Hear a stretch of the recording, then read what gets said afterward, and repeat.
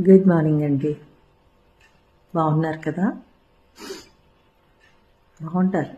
మీరు ఎప్పుడూ బాగుండాలి. బాగుండాలి అంటే హ్యాపీగా ఉండాలి, హెల్దీగా ఉండాలి, పీస్ఫుల్గా ఉండాలి, స్ట్రాంగ్గా ఉండాలి, అన్నిటికీ మించి స్ట్రెస్ ఫ్రీగా ఉండాలి.